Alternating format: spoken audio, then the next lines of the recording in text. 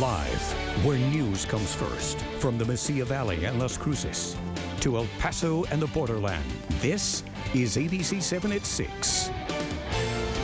Good evening, and thank you for joining us for this special edition of ABC-7 at 6. I'm Eric Elkin. And I'm Estela Casas. Glad you're with us tonight. We are live here at Southwest University Park, where the city is hosting a massive memorial for the 22 victims tragically killed August 3rd at the Cielo Vista Walmart. And we've been bringing you complete coverage live here from Southwest University Park since ABC-7 at 4. We will carry the full memorial service as well, beginning at 7 o'clock. Now, gates do open right now at the top of the hour, so people will start trickling in here in the next couple of minutes. We are expecting a full capacity crowd of about 7,000 people, but gates just opening, and this is going to be a very special night. It certainly is, and the city is having live simulcasts free at 4 other locations. They will be at the Convention Center downtown, along with the Abraham Chavez Theater, which is right next to the Convention Center. It will also take place at Cleveland Square Park, which is also right across the street from the ballpark. And then finally, the city is holding a simulcast at Ponder Park on the city's east side, which is at W.H. Burgess Drive, which is near the site of the tragedy at the Cielo Vista Walmart. And we have a complete team of reporters bringing you complete coverage of tonight's events. We have Shelby Montgomery and Saul Saenz covering different angles here at the ballpark. We have Michael Gordon just outside of the ballpark at a couple of the locations downtown, and we also have Kate Beery at Ponder Park, the 4th satellite location as well. But first, we're going to go to Saul Saenz. Saul. Much of what will air behind this Jumbotron is actually thanks to our engineers who came together to connect the right cables. Actually, it's a lot more than that, especially to show you, bring you live wall-to-wall coverage of this very special event. Our engineer, Elias Ventanilla, explains just exactly what it takes. Several places at the same time. So we're using technology that sends streams basically to different places at the same time. We're also going up on the satellite on KU as well. Wow. So that everyone can watch. That's correct. That's correct. Everyone can see it from. One tribute that you definitely won't want to miss is one that was put together by ABC-7 graphics artist Eric Bowers. That will air on the Jumbotron, and you'll be able to watch it at home. For now, we're live at the Southwest University Park. Saul Saenz, ABC-7. Okay, so thank you very much. We'll be checking in with you a little bit later as well. Thank you. We also have ABC-7's Michael Gordon just outside of the ballpark here at the Abraham Chavez Theater. That is one of the 3 other locations in downtown El Paso where people can watch the simulcast. And Michael Gordon joins us live now. Michael, how does it look out there? Guys, I'm in the Chavez Theater, and let's take a look around at what we have in here. We have all these volunteers in here who have helped set up. You see their El Paso Strong shirts. The gates are about to open. There is a bit of there's a small crowd outside that's forming. And we want to make something clear that might have been a little muddled earlier. Now, this is where a lot of people are going to end up when the ballpark is full. But if you want to come here to start, you can come here to start. You don't have to wait for there to be overflow from the ballpark. Now, out in the plaza here, between here and the theater and the convention center, there's water stations out there, plenty of water stations. And I want to point over here to my right and the inside, and there's a really nice thing going on in here. They have over 30 trained Red Cross officials here, grief counselors who are ready to talk with anyone who's having emotions. Tonight, obviously, is going to be a very emotional event, so there's going to be Red Cross professionals here on staff, and these are just some of the dozens of people here with their shirts, with the El Paso Strong shirts, who are in here making this possible. And in the theater, they're going to have the live streaming the event, and it's going to be there's going to be 2,500 capacity people. And finally, there's a couple of roads that are blocked off out there. They brought in the dump trucks for out there on Franklin. So just know that ahead of time. I have a list here for Community Memorial Service free parking. So just FYI, when you're on your way down here, Glory Road Transit Terminal, Union Plaza Transit Terminal, Mills Building Garage, 122 Kansas Garage, Wells Fargo Garage, and the surface lots at 401 and 415 Mesa. Free parking in all of those areas. You can find this list on elpasotexas.gov, so that's the free parking situation. We're going to be talking with some of the organizers here and what they're doing to set up, make sure people are comfortable, again, on this very emotional night. We're going to have more on that later. For now, live from reporting downtown. Guys, back to you in studio. Okay. Michael, thank you very much. And it is 96 degrees out here. So if a lot of people can't be out of the heat, that's a great place to go at the Abraham Chavez Theater. 2,500 capacity. And the good news is most of this third base side is in the shade currently as the sun sets towards the west, obviously. So it's hot, but at least hopefully the sun won't be beating down on people directly. As we've mentioned off the top of the newscast, a team of reporters covering all angles of this. ABC-7 Shelby Montgomery is also live here at the ballpark at Southwest University Park.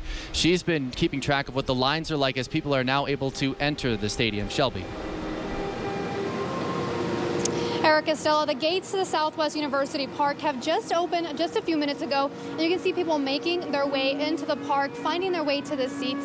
It is first come, first serve. So as many people get here, when those seats are filled, that is it. People will have to go to the other places to watch the live stream of this memorial. So far, right now, as people are walking to their streets, we have a military band playing music. We have the colors getting ready to prepare for their March of Colors. On the field, there are 22 stars to remember each victim killed in the mass shooting. And in front of each of those stars, there have been placed a white flower to remember and honor those victims tonight. I've heard mariachis playing as they were preparing for tonight. I've heard bagpipes. I've seen a band. I've seen an orchestra. That's all getting ready for tonight. For now, people are still making their way to the seats. They have until 7 until that memorial starts. Once it does start, we'll bring that to you live. Live at Southwest University Park, Shelby Montgomery, ABC-7. Okay, Shelby, thank you very much. And just a quick shout out to Gilbert Jorgensen from Leo Marketing. You know, he used to work at the station, and he said, and he called our news director Brenda down this one and said, I want to help. Please put me to work. I need to do something. And that's, I think, the sentiment of all El Pasoans. How am I going to take part in this, and how am I going to make a difference in my community, and how am I going to help heal, and how am I going to heal myself? And we saw that on display in the moments after the shooting happened on Saturday, August 3rd, when people by the dozens, maybe even hundreds, ended up lining up to donate blood. People asking how they could donate money as well, as the funds were immediately set up. I know the next day then you were at Ponder Park. Yes. The hundreds, if not thousands, that showed up at Ponder Park just to come together as a community and share a moment together. And that's where we find ABC-7's Kate Beery. She's live at Ponder Park, another one of the satellite locations where hundreds will gather to pay their respects. Kate. I'm live here at Ponder Park in East El Paso, which is one of the locations where you can watch tonight's event. That is the TV screen over my right shoulder, where crews have been working all day to make sure that East El Paso residents can have a nice viewing of tonight's event without having to drive downtown.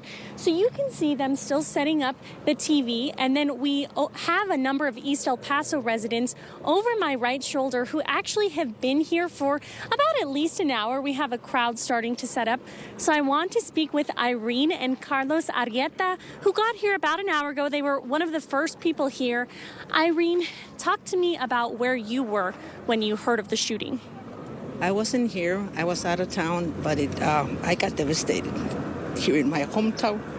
Was going through this, and I wasn't here. It hurt me a lot. But I've been coming to the events that they've been having, and I wouldn't miss this one. My husband said, well, let's go early. We'll be the first ones there so we can have a good place and be here. What will tonight's event mean for residents in East El Paso after the horrific shooting? Well, it means that we have to be united. We gotta help each other. We gotta talk to each other, get it out, and face what we're going through. And maybe this will be a better place, and El Paso is strong, and we'll stick together. Irene, thank you so much. And I want to touch on one point you said, which is El Paso strong. Just like these bracelets I'm wearing, we will not let this tragedy define our beautiful community, El Paso, Texas. Live on the east side, Kate Beery, ABC-7. Okay, Kate, thank you very much. We have some of those bracelets. My El Paso Strong bracelet as well, and we have a whole bag. So if you do come tonight, we will also be giving these out as well. This just came from the kindness of a viewer.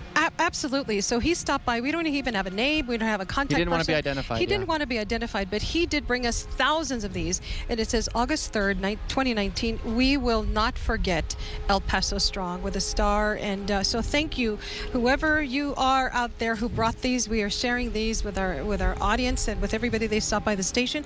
And you can also stop by and get one from us here at the ballpark. We are on the third base side, and we are going to continue our coverage from live out here at Southwest University Park. But for right now, let's send it back into the studio to Stephanie Valle. Stephanie. Okay, Eric and Estella, thank you. And the scene of the shooting has been cleared. And today, El Paso police and the FBI handed control of the Cielo Vista Walmart back to the company. The fence that was put up to secure the scene will remain to prevent trespassing. Authorities say armed guards contracted by Walmart will be there, and police officers will respond to trespassing calls and will arrest violators.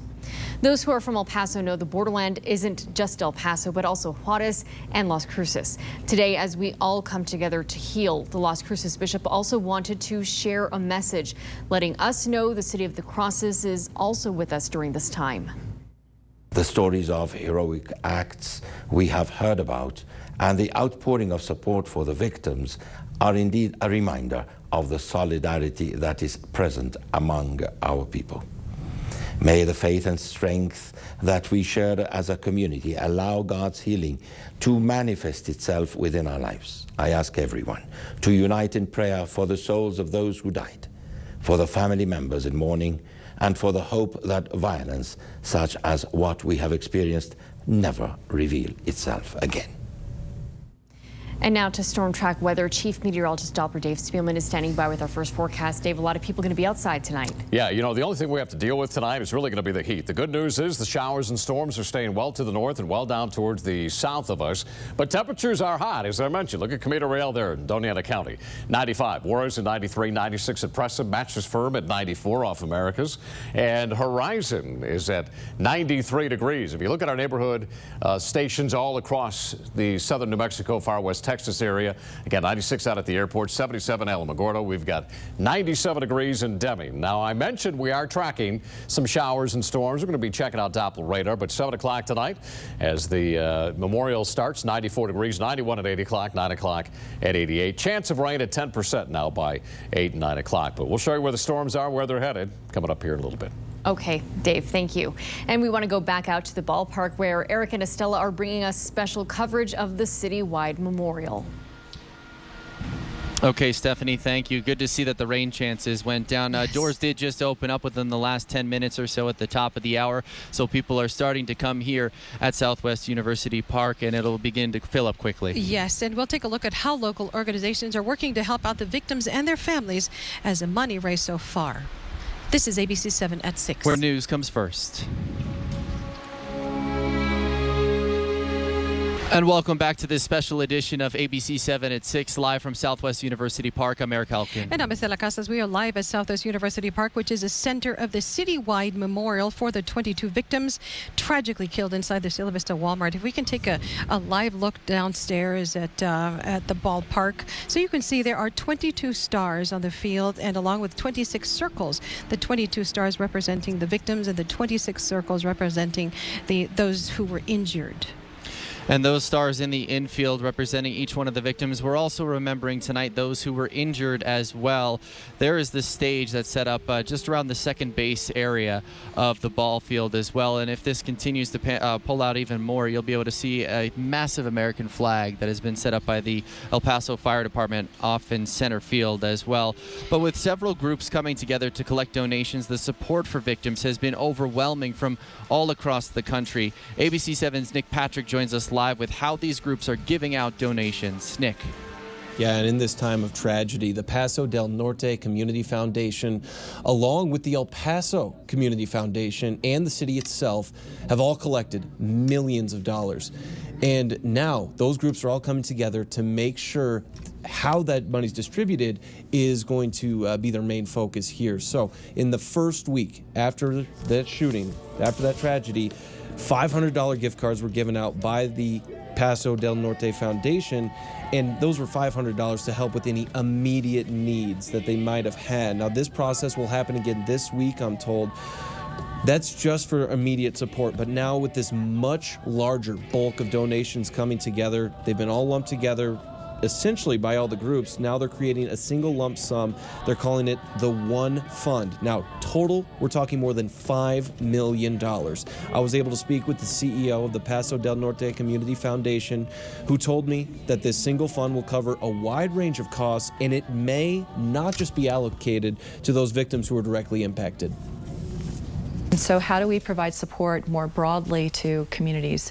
First, our priority is to the victims and their families, but we also need to be very aware and supportive of people who were close to the event and then our entire community.